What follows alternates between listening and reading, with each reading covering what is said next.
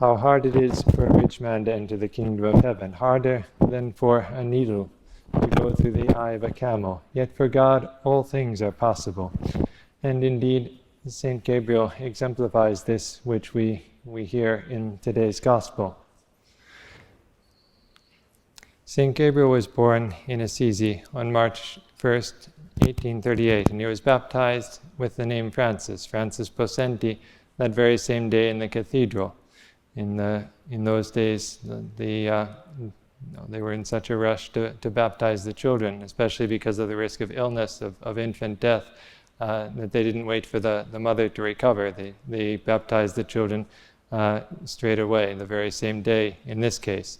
And he was baptized in the same font where St. Francis of Assisi was baptized, and he got the same name, St. Francis. Like Francis, he was from a well-to-do family. Like Francis, he liked to have fun in his youth. Our St. Gabriel's father, we can call him perhaps Francis at this point, his father worked for the local government. He was a brilliant lawyer and very useful in the administration of the towns. And shortly after his birth, the family moved to Spoleto, where in 1841 or 42, his father became the Grand Assessor of Spoleto, so a high position in civil service. But at the same time, tragedy struck the family. Two of the saint's sisters and also his mother died in a period of less than a year. So the father entrusted the 9 surviving children to a responsible and experienced lady named Pacifica, and it was she who raised the future saint together with the older sisters in the family. So Francis, or Saint Gabriel, did well in school, but he had trouble with his temper, and he paid a lot of attention to his appearance, perhaps a bit vain about that. He loved parties, girls, the theater. He loved to go hunting, and later he warned a friend in his letters. What we have left from him is mostly the letters that he wrote, because when he was dying, he asked for his spiritual writings to be burned. And in one of his letters, he warned a friend against the dangers to which he had exposed his soul, to which Francis or Gabriel had exposed his soul. Tell me, could anyone have indulged in more amusements than I? Well, and what is the result? Nothing but bitterness and fear. There was nothing good, spiritually speaking, to be gained from all the time that he wasted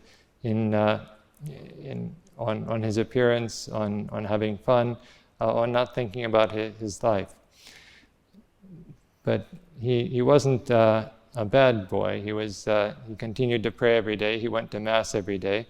He was pious, but he was trying to get everything that the world can offer and heaven as well. But no one can serve 2 masters. So God began calling him to make a better use of his life by showing him how short it can be. He already ought to have understood that lesson from the sisters and his mother who died before him. But soon he found his own life in danger. When he was about 12 or 13, he became desperately ill, and in order to, in his illness, he made a promise to enter religious life if he recovered. And he did recover, but when he recovered, then he forgot about his promise. He didn't really do anything about it. And then he had another experience. He was out hunting with his friends. He was nearly hit by a bullet. And once again, he thought, I should become a religious. God saved me twice now.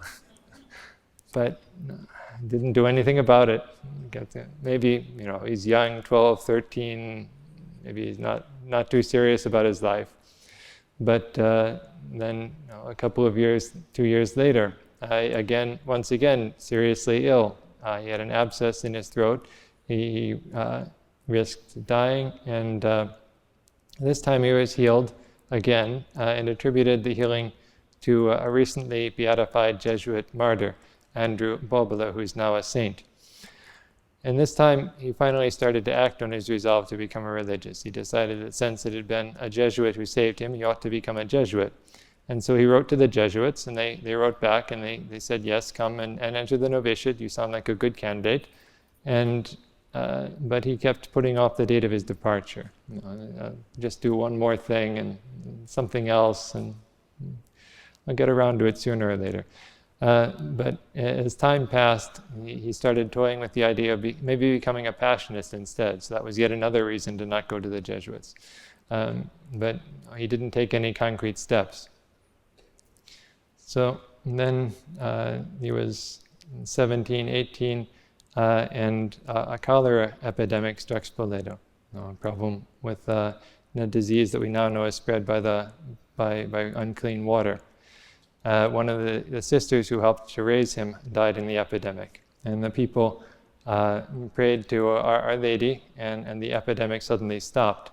So in gratitude to Our Lady, they held a procession. There was an ancient icon of Our Lady that was in the cathedral, and they carried this icon in procession. So a good pious youth, Francis, attended the procession. And as the icon passed him, the eyes of it seemed to look deep into his soul. And he heard a voice that said to him, "Why, you are not made for the world. What are you doing in the world? Hasten, become a religious." It was Our Lady calling him. And this last and greatest grace, this last call from God, finally led him to respond decisively. He was studying at the Jesuit college. He had less than a month left before his graduation, so he wrote to the Passionists and received permission to enter. He decided that he'd enter as soon as he'd finished his studies. He was a brilliant student, and so he also a wonderful speaker. His father was looking forward to having him have a great career as a lawyer or something of the sort after a bit more schooling. But Francis told him that he wanted to enter religious life. His father tried to talk him out of it, tried to get other relatives to talk him out of it. He had a brother who was a Dominican, tried to get the brother tried to talk him out of it. But whatever they told him, he had an answer. They told him, if you want to become a priest, or if you want to become a priest, okay, become a priest, but do it here near home, where you can be near your family. Don't go out there and in the woods or in some wild place with the Passionists. And you've lived such a soft and easy life. You're used to good food and dancing and all these things. How are you going to live the harsh penitential life of a Passionist? But he was convinced. He was decided this was God's call. He was convinced of it, and so he answered all their objections. And then at the end of the school term, he gave the valedictory address, since he was the best, and he was chosen as the best speaker. He was dressed in fine, splendid clothes, and spoke wonderfully. There was lots of applause. He was given a gold medal for how well he'd done in his studies. And then he said goodbye to his friends. They thought he was going on a vacation, but he left for the Passionist novitiate. So there he traded his fine clothes for the black robe of a Passionist. He traded the amusements of the world for a life of penance. And he was a very exemplary religious.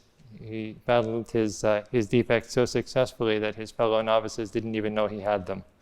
They thought that he was naturally a calm and meek person.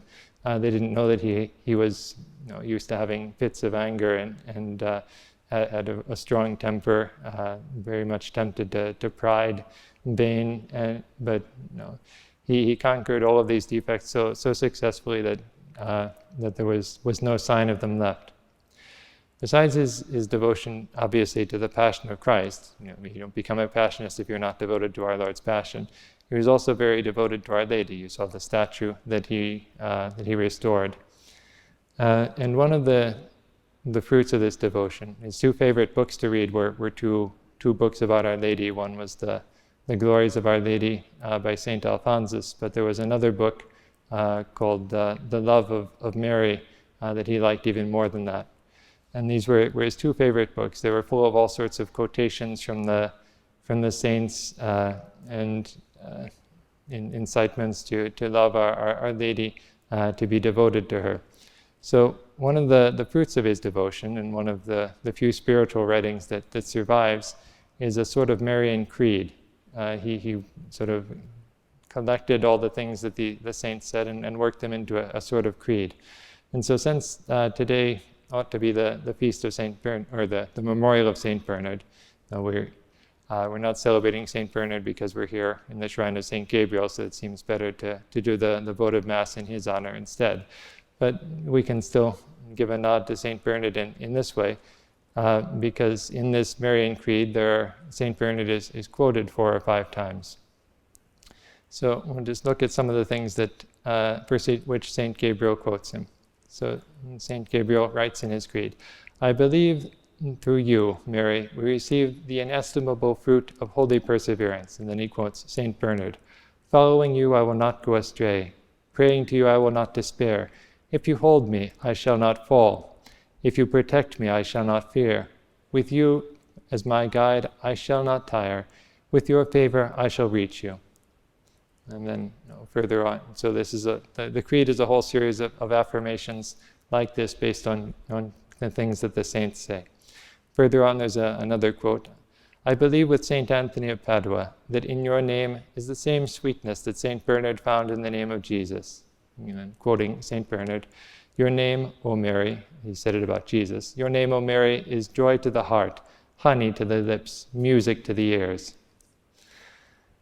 And then again, "I believe that in the heavenly Jerusalem, your power includes commanding whomsoever you will, and similarly guiding into heaven whomsoever you will.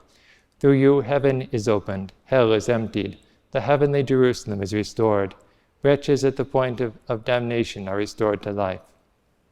And then one last quote from St. Bernard. "I believe that devotion to you, as St. Bernard said, is a most certain sign of eternal salvation." And so it was for him, that devotion to Our Lady is what brought him to eternal salvation. As we said during the tour in July of 1859, St. Gabriel came here to continue his studies for the priesthood.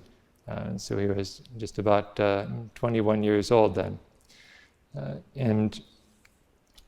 But to continue his studies for the priesthood, and also in the hope that the good climate here would help him recover. But before he could be ordained a priest, he died here in this retreat at the Isla of Gran Sasso in the early hours of February 27th. The prior said it was 6:30 in the morning, in the presence of the community, holding close an image of Our Lady of Sorrows and smiling peacefully. Those who were with him when he died reported that at the moment of death he sat up in bed and his face became radiant, and he reached out to a figure that no one else could see, who was entering the room. And it was his opinion. It was the opinion of his spiritual director and first biographer, Father Norbert, that Saint Gabriel had seen the Virgin Mary at the moment of his death. And so it was that Our Lady called him from the icon to leave the life that he was leading, a life of amusement, instead of not paying attention to God, to concentrate himself wholly on God and on becoming a saint. And it was Our Lady who led him, who formed him in virtues, and it was Our Lady in the end who came to welcome him into heaven. Praised be Jesus and Mary.